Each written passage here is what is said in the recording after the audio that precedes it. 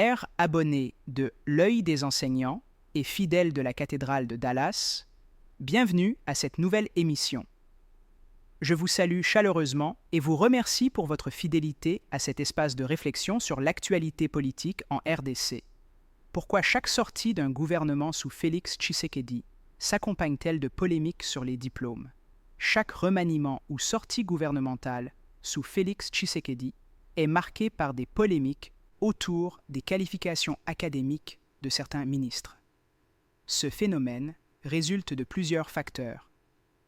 Critères de sélection peu rigoureux, privilégiant alliances politiques et fidélité plus que compétences vérifiées.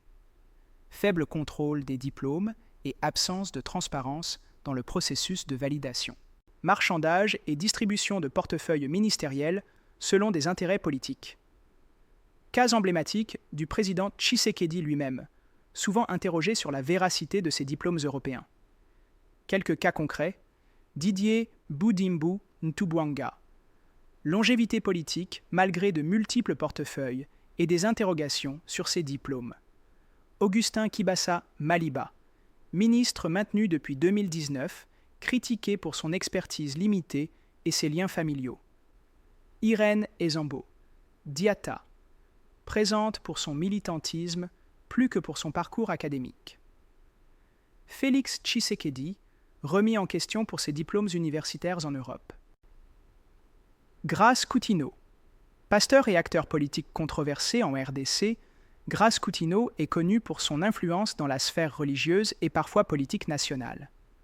Bien qu'il ne soit pas un ministre du gouvernement, son parcours a souvent suscité des débats sur la transparence de ses études et de ses qualifications, amplifiant ainsi les polémiques autour de la sélection des profils publics en RDC. Son cas rappelle l'impact des figures religieuses ou publiques dont le curriculum et l'autorité sont parfois contestés ou non confirmés officiellement, alimentant la problématique générale des qualifications exigées pour occuper certaines responsabilités dans le pays. Recommandations pour une gouvernance plus crédible. Instaurer la transparence totale lors de la sélection des membres du gouvernement. Mettre en place une commission indépendante de vérification des diplômes. Valoriser le mérite, la formation sérieuse et l'intégrité morale dans l'accès aux responsabilités publiques. Rompre avec la logique de nomination par relation partisane ou familiale pour renouveler l'élite dirigeante. Merci à tous pour votre attention. Ensemble, restons lucides et exigeants pour une RDC mieux gouvernée par ses meilleurs talents. À très bientôt pour un nouvel épisode sur l'Œil des enseignants de la cathédrale de Dallas.